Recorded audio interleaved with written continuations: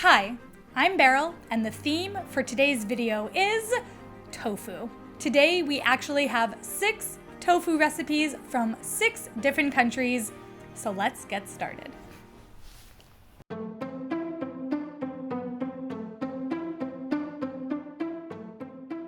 I have to hurry because I have to be in school in a few minutes. Hi Beryl, my name is Laila. I'm from Kano, which is the northern part of Nigeria. The meal I want to talk to you today about is called awara, which is a staple food in the north, usually eaten by the Hausas, which is the culture I'm from. Awara is basically tofu that has been dipped in egg and then fried, then tossed into stir-fried vegetables. The vegetables are usually cabbage and red onions, but you can go ham and do whatever you want. Some people tend to put a little bit more water in their stir-fried vegetables and it tends to be soggy and soupy, but then that's not what you want. It should be just lightly moist with just the oil and then a little bit of water from the vegetables itself.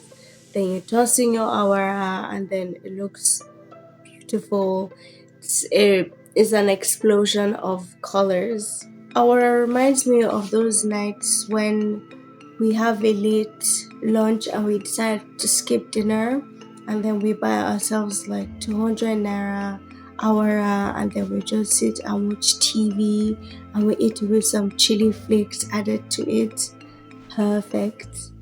To my knowledge, tofu can be a substitute for Americans that want to go vegan, but honestly, personally, I don't know much vegetarians in Nigeria, but hope you enjoy.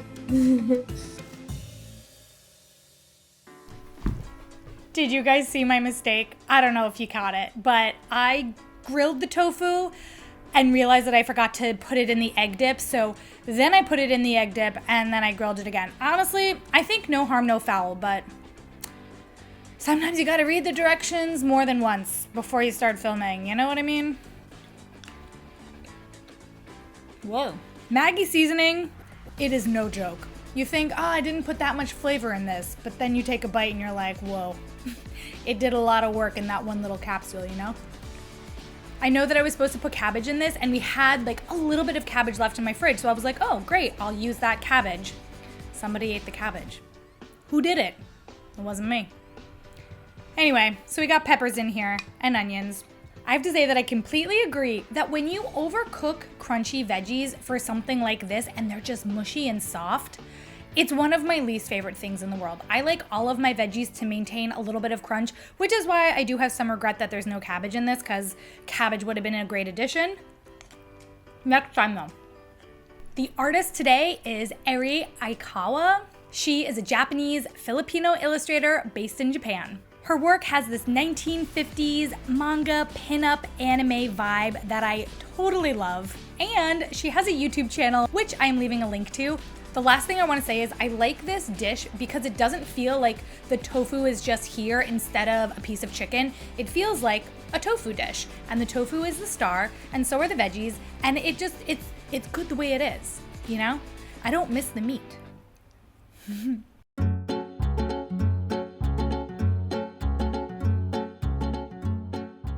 Hi, my name is Brandy and I live in West Virginia, located in America. And the recipe I want to share with you is a chocolate tofu no-bake pie. Now this pie is rich and decadent and chocolatey and creamy. It is definitely a treat. We love this pie because in our home we eat a plant-based diet, and this pie is so good. It really reminds us of our old favorite, chocolate chess pie, and this pie makes us feel like we are not missing out on anything by eating plant-based. We love to make this pie around holidays. My boys and I love to make it. It's so simple and so easy to make, and we make it together, and the boys love to clean the spatula and the bowl when we're done. We also love this pie because where we live in West Virginia, there's not a lot of vegan options when we go out. And so we often have to find that we need to be creative at home. And so we do that. And when I share this pie with people who don't eat a plant-based diet or maybe are a little bit skeptical of tofu, they're always shocked when they find out the secret ingredient is tofu because it is so good. You would never guess that it's tofu. Now in America, tofu is usually viewed as a meat substitute. But I don't view tofu as a meat substitute. I view it as a blank slate. You can do so much with tofu. You can do obviously desserts. You can do meat substitutes. You can do creams. You can do dips. All kinds of things. I really think tofu is a blank slate for creativity. And I really hope that you give this pie a try, especially if you're a tofu skeptic, because I do believe that this pie can change your mind about tofu. And I hope you enjoy it. Bon appetit. This looks like a pudding cake. And I didn't have to bake anything. I mean, this could not have been easier to make. I am so interested. Are you kidding me? I'm never not making tofu chocolate cake again. What? This is the craziest thing I've ever had in my life. I am not trying to be dramatic when I tell you, if I didn't know that this cake was made out of tofu, there's no way I would ever even guess it. Shocking. Just make this and put it into tiny ramekins and put it in the fridge for 2 hours and you have tofu chocolate pudding. This doesn't even taste like tofu. So when I was decorating the cake, I bought this plant-based whipped cream and I tried to place it around it. I had this idea of what it would look like. It looked terrible. So then I tried to scrape it off and it left these little white marks and then I was like, oh God. So then I cut up a banana. The banana with this is so good. Happy mistake. Even though this is only the second dish, if you're gonna make something from this episode, do yourself a favor and do this one at least, because I think it will really surprise you and how easy it was to make. Like, you have nothing to lose. Wow. Wow, wow, wow.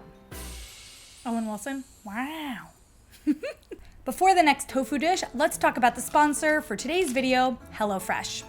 HelloFresh is a meal delivery service, and because the subject for this video is tofu, I'm going to be filming one of their vegetarian options, their kidney bean burgers. But HelloFresh does have over 55 weekly options featuring seasonal, pre-portioned ingredients picked at peak ripeness. One of the things that I like most about HelloFresh is that you don't have to go to the grocery store. I know for a lot of people, the grocery store is a time to relax and de-stress. In New York City, I find the grocery store to be very stressful.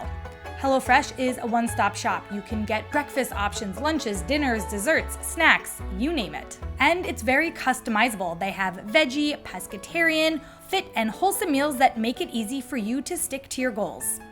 I know some people talk about food waste when it comes to these food delivery services. However, HelloFresh can actually cut down on your food waste by at least 25% because, first of all, you're not wasting food and nearly all of their packaging is completely recyclable. And voila, let's try it. This looks pretty good. The bun is very soft. Super flavorful, not bland at all, and very, very easy to make. Oop. If you're interested, you can go to HelloFresh.com, use my code Beryl16 for up to 16 free meals and 3 surprise gifts. Okay, let's get back to the tofu episode.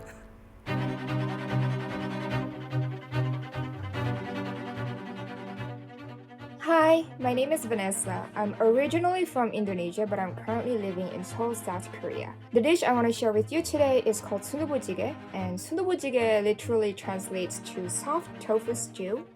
And as the name suggests, the highlight of the dish is the sundubu, which is a Korean soft tofu that is so soft, it actually looks like a nearly cooked custard. Besides the soup and the soft tofu, you are actually free to include your favorite toppings. Mushrooms, hobak or Korean zucchinis, seafood are popular additions to the soup. It is typically served piping hot in a tosok, which is a Korean stone pot, alongside a bowl of rice. The dish is typically enjoyed spicy, but if you're not looking for a good sweat, the non-spicy version is available too. I like sundubu jjigae because it's very filling and very delicious. The ingredients are very simple and very easy to find. And it does not take long to put, so it is a dish that can be eaten anytime during the day. It is a dish that all Koreans know, and most foreigners here have tried it at least once in their life. You should try sundubu jjigae because who knows, it might be one of your favorite dishes too. This smells so incredible, and it was so easy to make, which was very exciting. Although I do think I might have gone a little heavy on the red chili. TBD. Oh my god. Ooh, I am getting a new appreciation for silken tofu as this episode progresses. Wow. Where's my egg at? Come here, eggy egg. Something so satisfying about just cracking an egg into like a bubbling broth and letting it cook in there. Oh, it's cooked so nicely. Also, the zucchini, I feel like I keep being surprised by everything. I'm enjoying everything about this dish. Traditionally, you use anchovy stock. I just bought a seafood stock. I felt like that was a good swap. You can also obviously make this vegetarian by using a vegetarian base. Also, right now, it is pouring rain in New York City, and I'm having this like hot tofu soup. Even though it's midsummer, it feels good. I'm really sweaty though. Like, I'm really sweaty. Dang, that egg is good.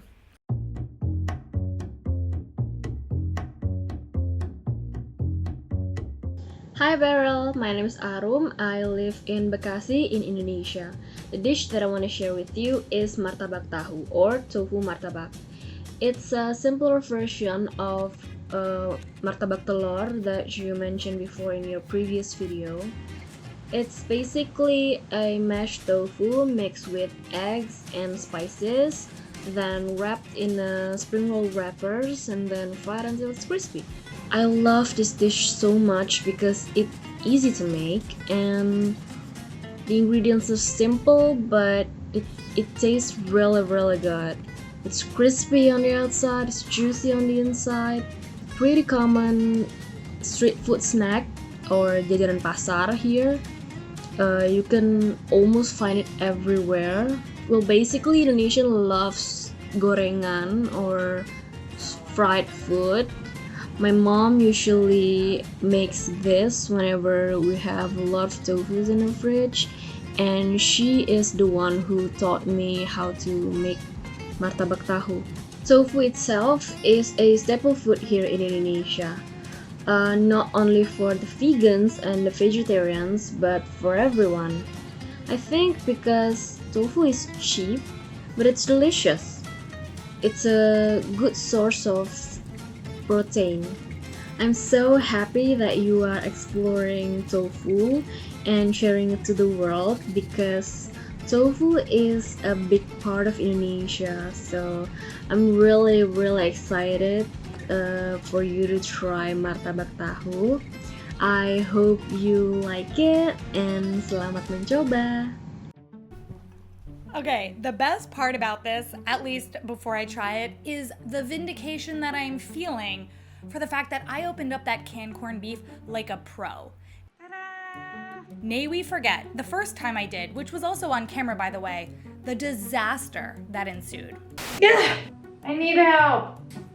Oh, god damn it. What? Why is this so hard? I don't... Everybody on the internet definitely helped me out, and now I had the opportunity to have this kind of redo of a huge error that I made in front of a lot of people. And I did it. This looks amazing. I'm very excited to try it. Crunchy. Oh my god. As if I couldn't like canned corned beef more. Canned corned beef and tofu fried in a pocket. Yes.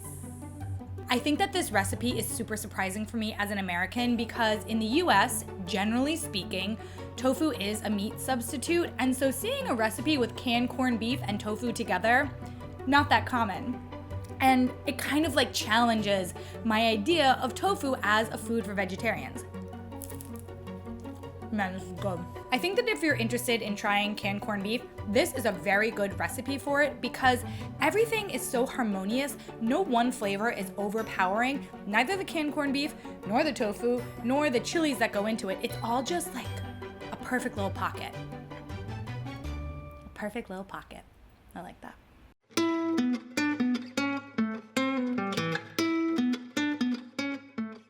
Hi everybody, my name is Stephanie and I live in San Diego, California. My family is originally from Vietnam.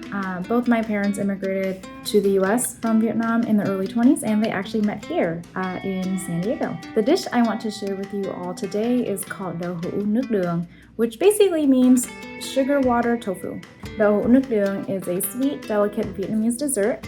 And this dessert is made from coagulated soybean milk to form silken tofu and then generously topped with a sweet ginger syrup. It is commonly enjoyed warm, but you can chill it for a refreshing sweet treat.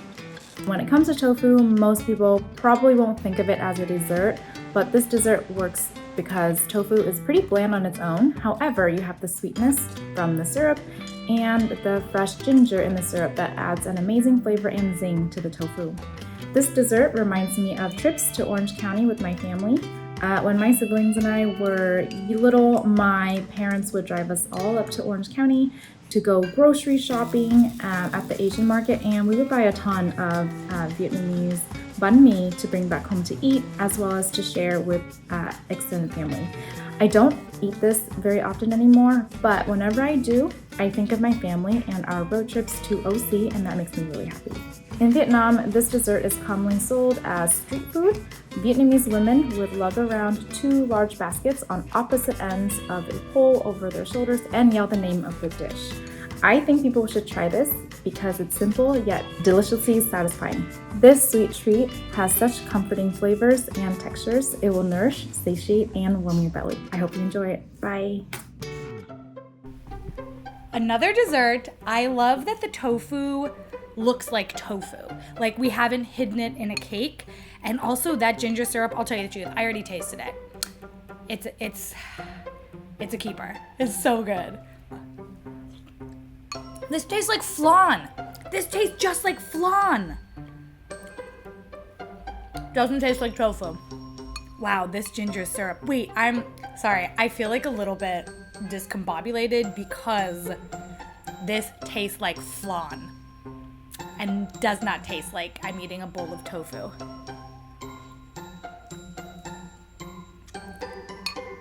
Well, you know what? I will say it here and now. My feelings about silken tofu in particular are irrevocably changed. I am now a stan. This is so cool. This is so cool.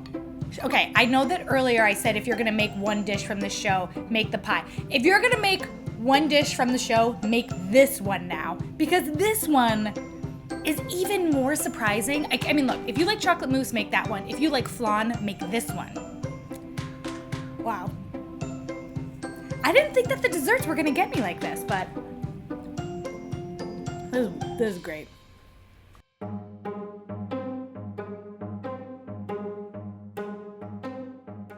Hi Beryl, this is Mika from San Diego, and I'm here to talk about a very special dish called itokonyaku. This dish comes from my mom's side, and she's full Japanese, but she was born and raised in Brazil. I chose this dish because it highlights tofu, but in a very easy way. All you have to do for preparation is cut the tofu into cubes and have some boiling water to blanch the tofu. And in that same water, you're going to take your shirataki noodles and just blanch them as well. Once you've done that and the tofu has cooled down, you're going to mash it with a fork until it's a crumble-like texture, and you mix that in with the noodles. Some people do cut the noodles, but I know in a lot of cultures, there's a lot of superstition around cutting noodles, so I usually do not cut them. For my grandma, the seasonings are just salt and sesame oil. When it got passed down to my mom, she started adding soy sauce. But my grandma says not to add soy sauce because it gives the tofu a darker brown color.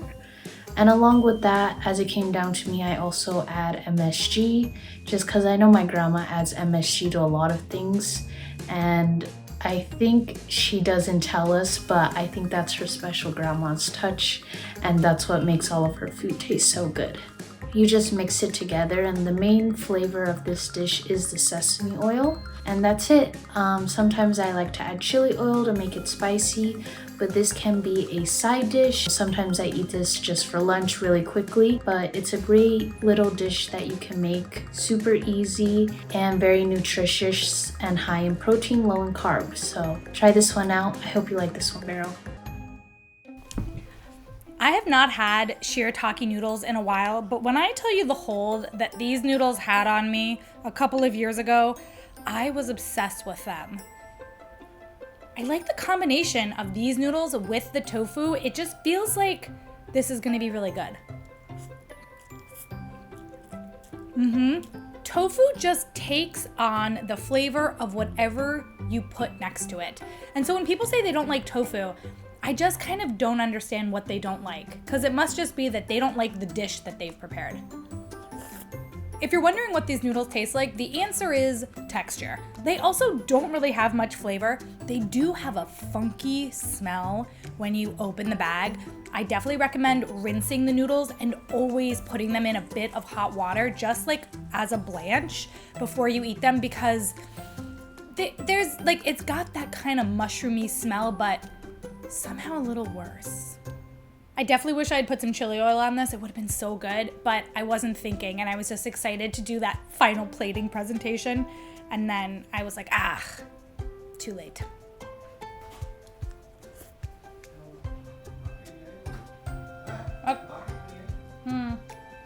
Please give me 1 minute. All of the dishes that I got to try today were super interesting. Definitely has made me think differently about tofu. And if there are any other dishes that we should try with tofu, please leave them in the comments. I've linked a couple more videos here for you to watch, including a fundraiser that I'm doing with my sister for her school in Jordan. I hope that you guys watch that. And if you feel like donating, that would be amazing. I hope that you all have a great week, and I will see you in the next episode.